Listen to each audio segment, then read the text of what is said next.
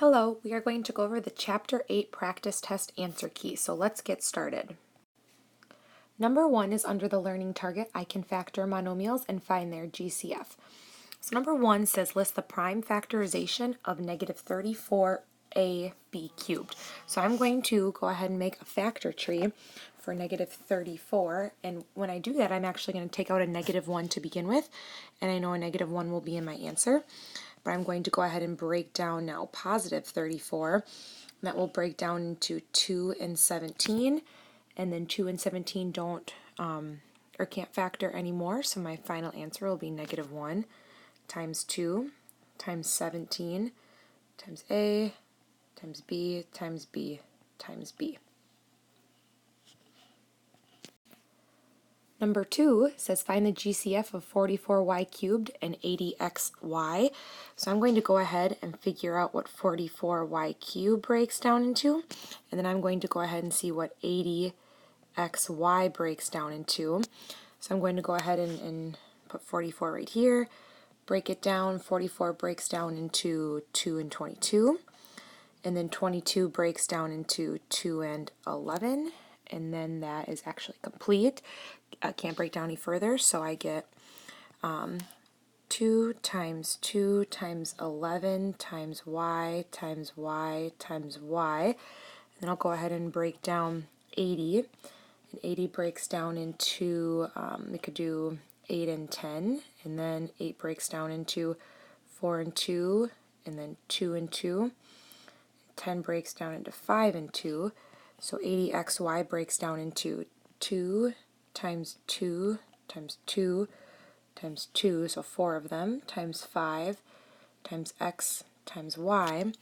And then we can go ahead and see what the two have in common. So I'll grab my highlighter here. And they both share 2 and another 2 and a y. And that looks like that's everything that they share in common. So I'll write out my final answer, and the GCF of these two monomials would be 4y, because 2 times 2 is 4, and then they only share a variable of y. Alright, the next learning target is I can use a distributive property and factor by grouping. So number 3 has 3 terms, so that should tell us we are going to use the distributive property here to factor. And I'm going to go ahead and look at those 3 terms and take out the GCF. The GCF of those 3 is 7xy. And now I draw in my parentheses and I'll undistribute. So I'll say, oh, if I start at 7xy, how do I get to 14x squared y squared? And that will be 2xy. And then I ask myself, if I'm at 7xy, how do I get to negative 21x squared y? And that would be a negative 3x. And then if I'm at 7xy, how do I get to 35xy squared? That will be a positive 5y. Then I could check my answer by go ahead and using the distributive property and asking myself, is 7xy times 2xy give me 14x squared y squared? It does, and I could go ahead and do that for each term. And that is my final answer. Alright, number 4 has 4 terms, so that should tell us that we need to use factor by grouping to factor here. And so my first thing I need to do in factor by grouping is I need to look at the terms and see if I should regroup. These look okay to me. I'm going to leave them as they are and go ahead and factor. So I break them up into 2 groups of 2. And then I look at 8ac minus 2ad, and I take out the GCF, and the GCF is 2a. And now I undistribute. So if I'm at 2a, how do I get to 8ac? Times 4c. If I'm at 2a, how do I get to negative 2ad? Times a negative d. And then I look at the second set, now of 4bc and negative bd, and I take out the GCF of those terms, which is a b. Now I undistribute. So if I'm at b, how do I get to 4bc? Times 4c. If I'm at b, how do I get to negative bd? A negative d. And now I go ahead and look at and see if I have the same factor in my parentheses or an additive inverse, and I have the same factor. And then I go ahead and put my terms that are outside of my factor together. So I'll put 2a plus b together, and that will combine for one factor. Then my other factor is 4c minus d.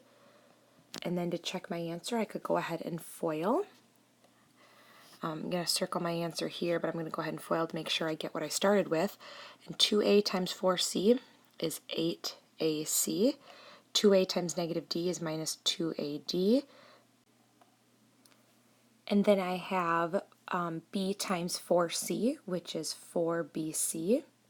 And then b times negative d, which is negative bd. And so I get what I started with when I FOIL, so I know my answer is correct.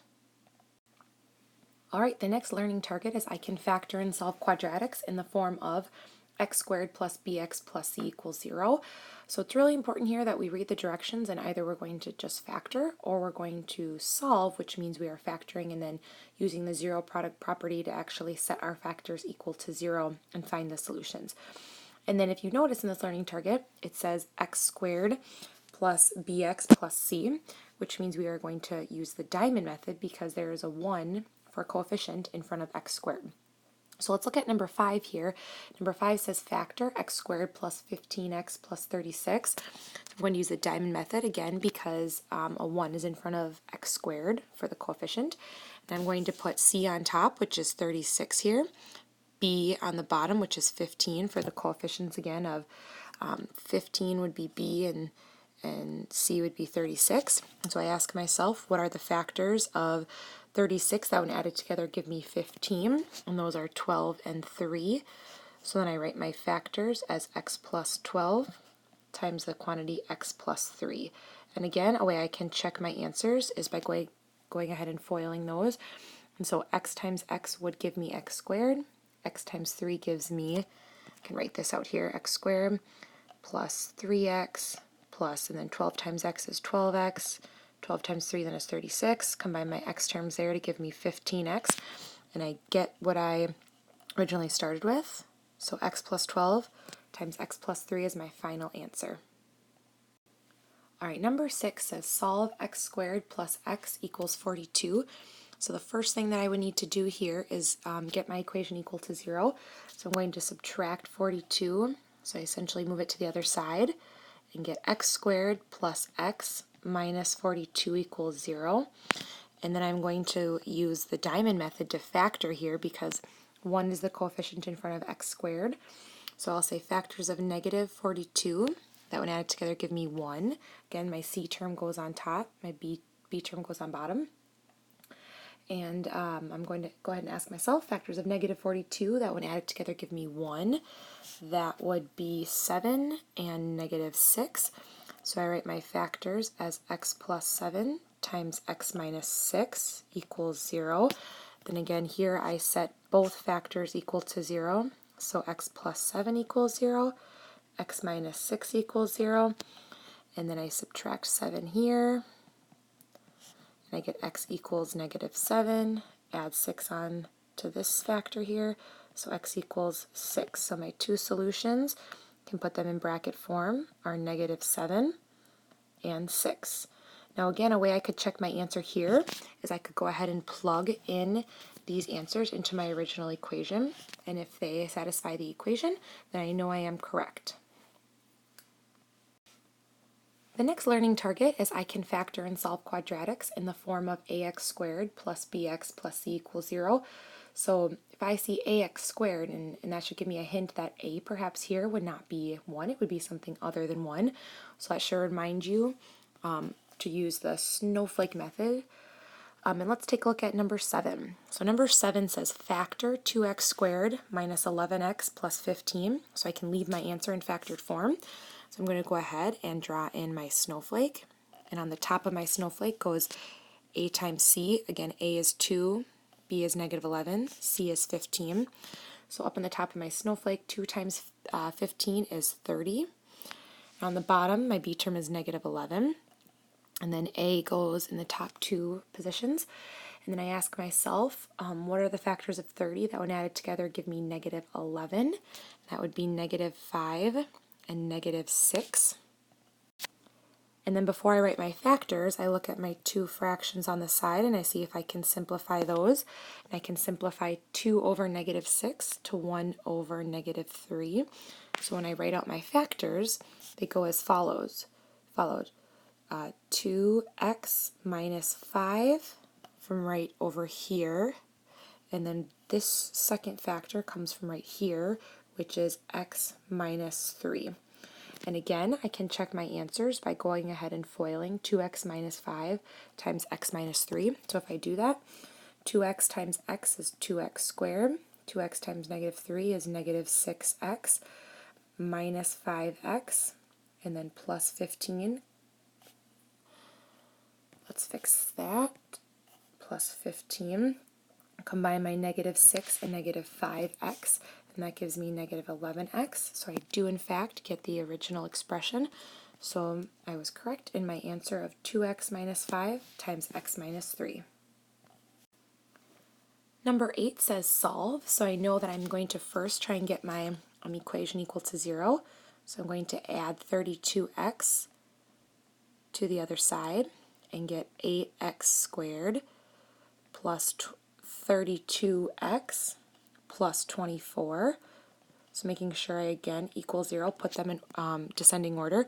So a is 8, b is 32, and c is 24. And I know I'm going to use the snowflake method to factor because 8 is in front of x squared. But before I do that, I actually want to take out a GCF here of 8. So I'm actually going to erase a, b, and c, right, because those could perhaps change. So if I factor an 8 out, I then get x squared plus 4x plus 3 equals 0. So I'll just have to put that GCF of 8 in my ending answer, and then actually a is 1, b is 4, c is 3. So I don't have to use the snowflake method because a is 1, but I'm going to go ahead and use the diamond method. So c goes on top here again, which is 3, b on the bottom 4. So you ask yourself, what are factors of 3 that when added together give you 4? 3 and 1. So I write out my factors as x plus 3 times the quantity x plus 1. And I can't forget the GCF of 8 that I factored out. Set that equal to 0. Here that 8 doesn't matter because it doesn't have a variable attached to it, but I'm going to set x plus 3 and x plus 1 equal to 0, and those will tell me my solutions. And I subtract 3 here and get x equals negative 3, subtract 1 and get x equals negative 1, and my two solutions here are negative 3 and negative 1. And then again, because I solved these, I should be able to plug these into my original equation, which I'll draw an arrow here, it's right up here, and that should satisfy the equation and work, and it will if you plug those back in, which you should do on your test. The next learning target is I can factor special products. So let's look at number 9. Directions say to factor, and number 9 is a difference of squares, because I can take the square root of 4x squared and 81, and then there's a subtraction sign in between. So this is going to factor into two binomials that are almost identical. One will have a plus sign, one will have a subtraction sign. So I'll take the square root of 4x squared and get 2x, and that will go in the first position of both binomials. Square root of 81 is 9, that will go in the second position, and then they just differ in that one's a minus and one's a plus. And then to double check my answer, I could go ahead and FOIL and make sure I get what I started with, or the expression that I was given. And if you FOIL, you will, in fact, get 4x squared minus 81. All right, number 10 has 4 terms, so this is another factor by grouping problem. And so the first thing I'm going to look at with factor by grouping is perhaps if I should rearrange them or keep them as they are. I'm going to keep them as they are. So I'm going to group the first 2 together and group the last 2 together. And I'm going to look at 3x cubed plus 2x squared and take out a GCF of x squared, undistribute, and if I'm at x squared, how do I get to 3x cubed times 3x? If I'm at x squared, how do I get to 2x squared plus 2? And then I look now at the second set of negative 48x minus 32. I'm going to take out a GCF of negative 16 undistribute, and if I'm at negative 16, how do I get to negative 48x times 3x? If I'm at negative 16, how do I get to negative 32? Positive 2. And I go ahead and look at my two factors and either hope they're identical or additive inverses, and they are identical. And then I put together the other terms that are outside the factors together. So I'm going to get x squared minus 16 times 3x plus 2. I'm almost done, but if you notice here with the x squared minus 16, that can actually continue to factor because that's the difference of squares. So that factors into two binomials that are almost the same. So I'm going to take the square root of x squared and get x, take the square root of 16 and get 4, and one will be a positive and one will be a negative. And then I keep 3x plus 2 as it is because nothing will change with that. And then I could also get my original 4 terms that I started with by going ahead and multiplying those binomials together. And we will, in fact, get what we started with. All right, number 11 says find an expression for c that will make 25x squared minus 60xy plus c a perfect square trinomial. Okay, so if we go ahead and draw our two binomials, we know that these two binomials will multiply to be our trinomial of 25x squared minus 60xy plus c. We know the first position in each binomial will be the square root of 25x squared, which will be 5x. And we know that we have a subtraction sign for our middle term here of negative 60xy. So these terms here will both be negative, both subtraction signs. And for a perfect square trinomial, remember that we take 2 times the square root of our first term, which is 5x, times the square root of our last term, which we don't know, to equal negative 60xy. So 2 times 5x is 10x, and we need that times something to equal 60xy. Well, 10x times what will give me 60xy? What about 6y? So 6y times 10x will give us 60xy. And again, we also had to multiply by 2, which we did. And so this last term here in our binomial will be 6y and 6y. So actually to get c, I would have to, FOIL these two binomials, and 6y times 6y actually gives me 36y squared for c. And that is my final answer. I should also say with 11 that we need those terms to multiply to be negative 60xy right here, but because we already took care of the negatives with our binomials right here and here, we didn't necessarily have to worry about that, but we covered that when we put our subtraction signs in our binomial. All right, the next learning target is I can factor and solve special products. So number 12, the directions say to solve. And I'm going to go ahead and look at that equation and move the 16x over because I want to get that equation equal to 0. So add 16x to both sides and get x squared plus 16x plus 64 equals 0. And again, this is under the special products learning target. So hint, we should be able to solve these equations, a little bit simpler than some other ones we have done before. So I look at this and I realize that x squared plus 16x plus 64 is a perfect square trinomial. And it's a perfect square trinomial because I can take the square root of my first term, which is x, times the square root of my last term, which is 8, times 2 to give me my middle term of 16x. So this factors into two binomials that are the exact same. So I get x plus 8 times x plus 8 equals 0. And when I solve that and set that equal to 0, I really only have to set one of them equal to 0 because they're the same answer. So I get x equals negative 8. And I get that answer twice, but I do not have to write it down twice. I put it in bracket form, and I get negative 8 for my solution. Okay, number 13 also falls under the same learning target of factoring and solving special products. And it's still under the directions of solve, so I need to go ahead and factor and then set my factors equal to 0. And 13 is actually a difference of squares because I can take the square root of my first term and my last term. So I'm going to draw two binomials, and only difference is one will be a subtraction sign, one will be an addition sign. And square root of 9x squared is 3x. Square root of 121 is 11. And then I have to set those equal to 0. So I'm setting both equal to 0.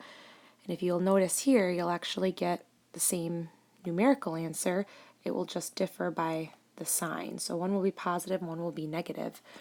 So I'll add 11, get 3x equals 11, divided by 3. So I get x equals 11 thirds right there.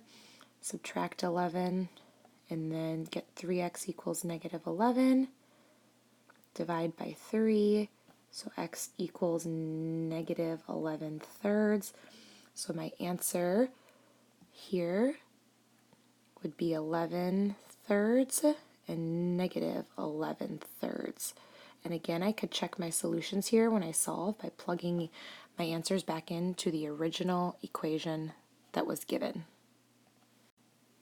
Number 14, if you notice, the degree is x to the 4th, so we should actually have 4 solutions to this equation. So let's make sure when we're done that we do in fact have 4 solutions. Of course, unless it is a perfect square trinomial, in case that we'll get an answer that will work double. But let's look at number 14. So I'm first going to get this equal to 0. So I'm going to add 1024 to both sides. And I get x to the 4th minus 80x squared plus 1024 equals 0. Since a, the coefficient in front of x to the 4th, is 1, I'm going to use the diamond method to factor, and a is 1, b is negative 80. Let me write that a little bit better. b equals negative 80. And c equals 1024. And I'm going to ask myself, what are the factors of 1024? That when added together, give me a negative 80. And those factors are negative 64 and negative 16. So now when I write my binomials, I don't just write x times x in the first spot, I write x squared times x squared because I need to get x to the 4th. And then my factors are minus 64, minus 16. Now, actually, both of these factors we see are difference of squares because I can take the square root of my first term and the square root of my last term. So this first one, x squared minus 64, breaks down into x minus 8 times x plus 8. And then this second one, x squared minus 16, factors into x minus 4 times x plus 4. So the 4 factors that I'm going to set equal to 0 and solve, I'm going to set x minus 8 equal to 0 and solve, x plus 8 equal to 0 and solve. I'm going to set x minus 4 equal to 0 and solve, and x plus 4 equal to 0 and solve. And so my 4 solutions that I get to this equation, I'll put them in bracket form, are negative 8, positive 8, negative 4, and positive 4. And I did, in fact, end up with 4 solutions, and I could check to make sure that I am right by plugging them back in to my original equation and making sure that they satisfy that, which they will. Number 15 is under the learning target. I can factor completely to solve. So not only maybe we'll factor once, but we could perhaps maybe factor again. So let's look at 15 and factor completely. Just have to factor, not solve, but I noticed between 32, 112, and 98 that I can factor a GCF of 2 out. So if I factor a 2 out, then undistribute.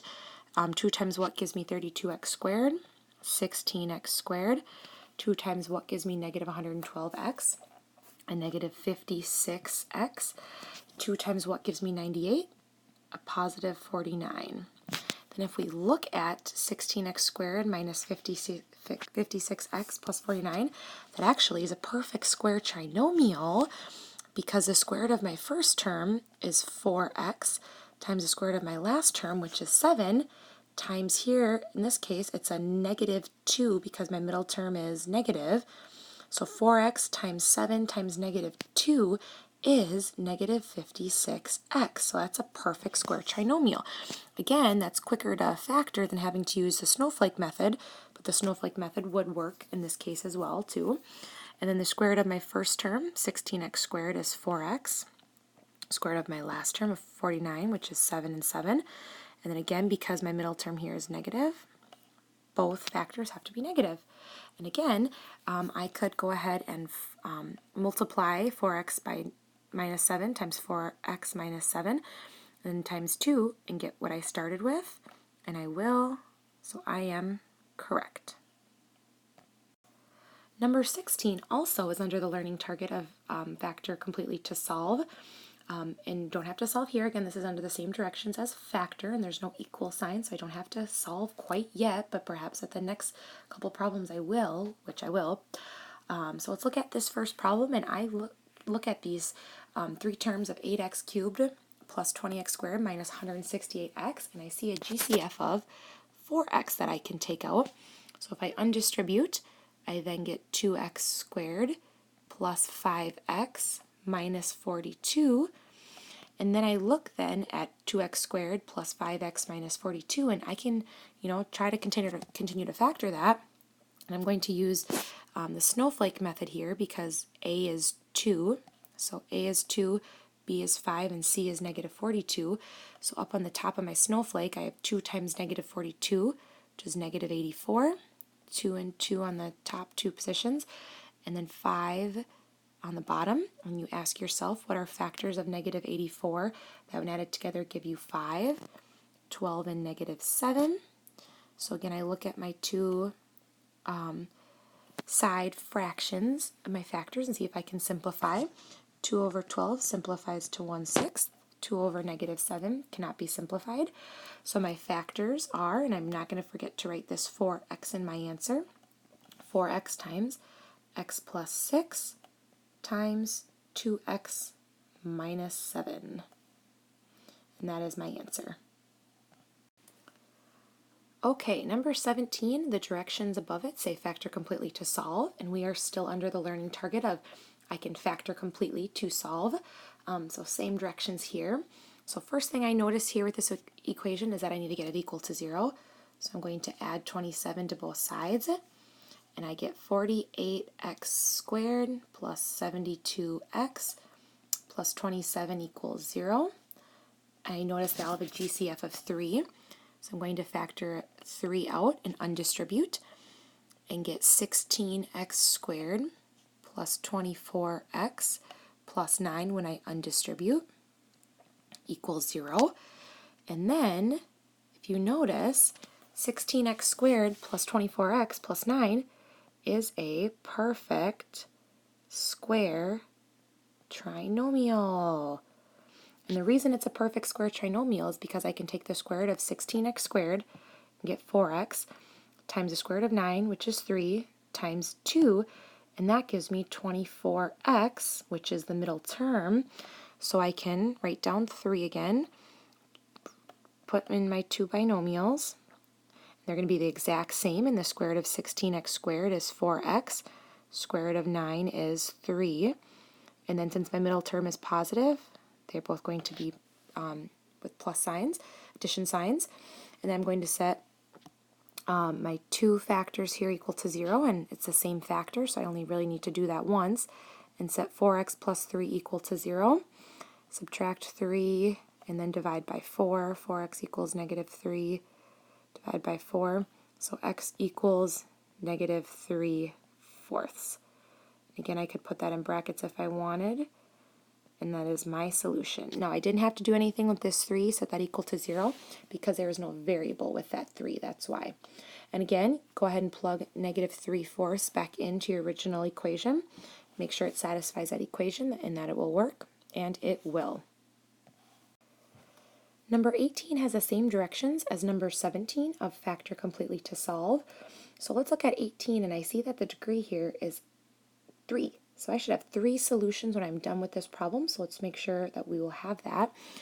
And I'm going to look at this trinomial. It's set equal to 0 already, so I don't have to worry about that. But what I do notice all three terms have in common is an x. And then since it begins with negative 5, x cubed, I'm going to take out a negative x to get rid of the negative sign.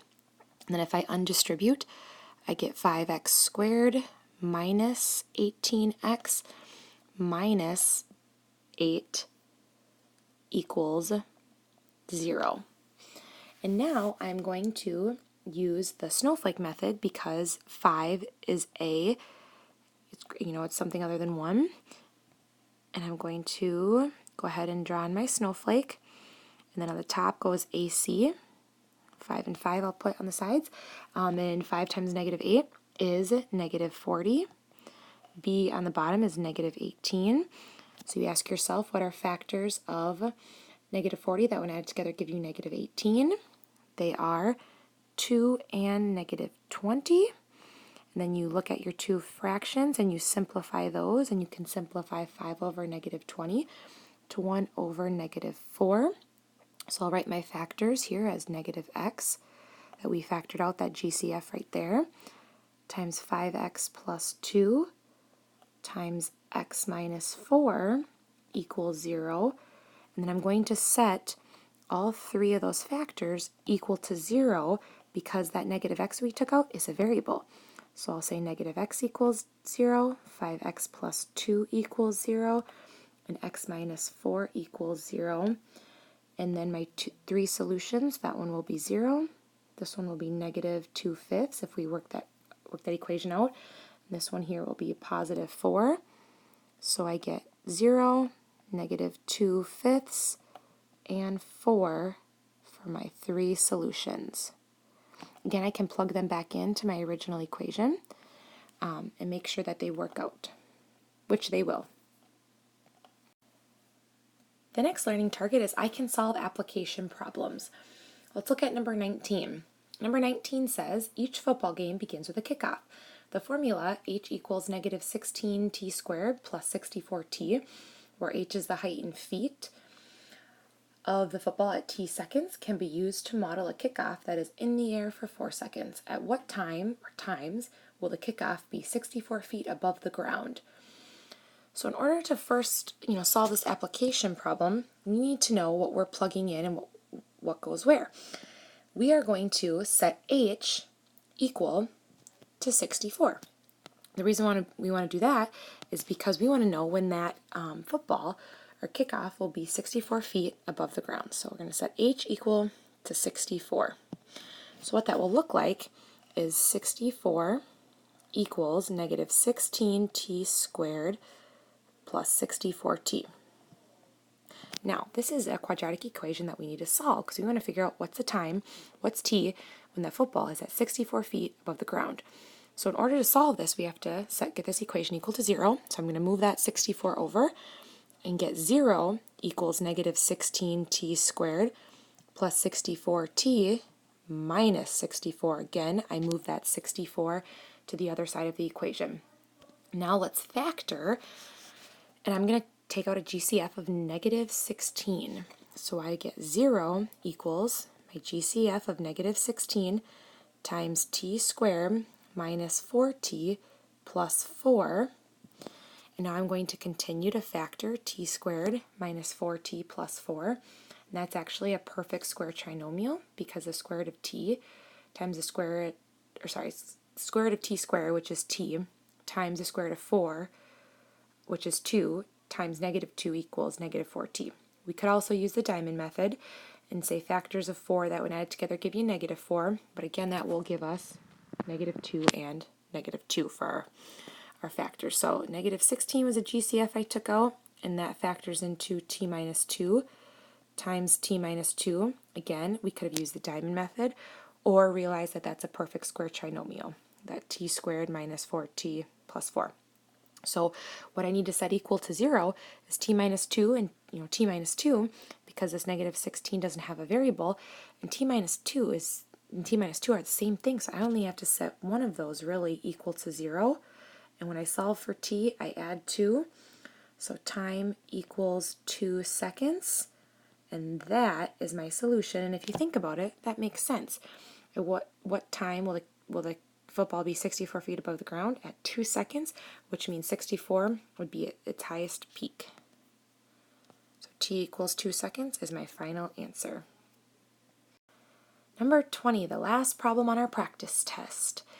It says the volume of a box is 192 cubic inches. The height is 4 inches. The width is 2 inches more than the length. Find the missing dimensions.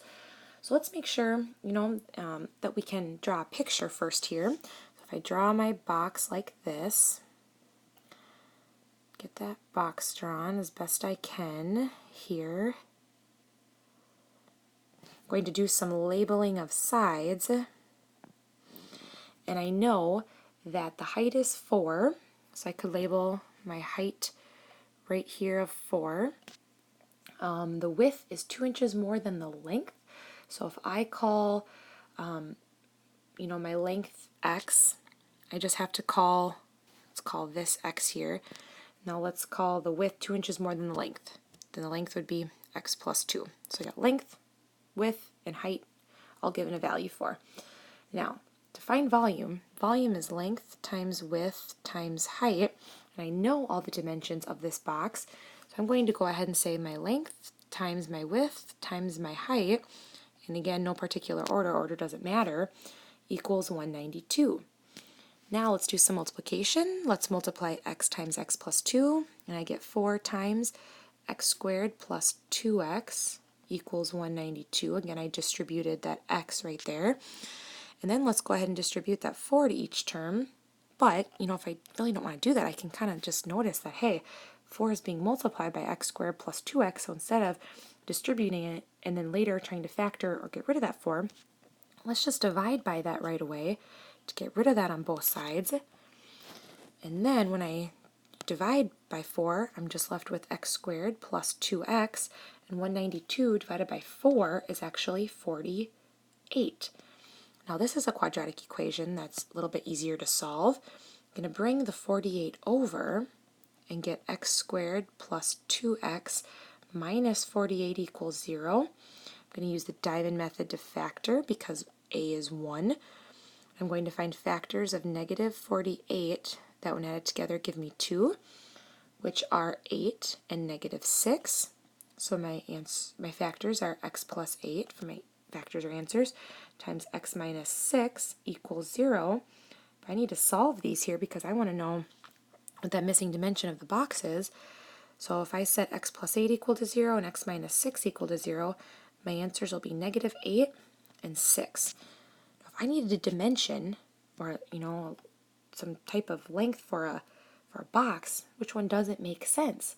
The negative 8 doesn't make sense because we can't have a negative distance, so 6 will work. So if 6, let me go back up to our box here, is our length here, so that's 6, x is 6, what's then 6 plus 2?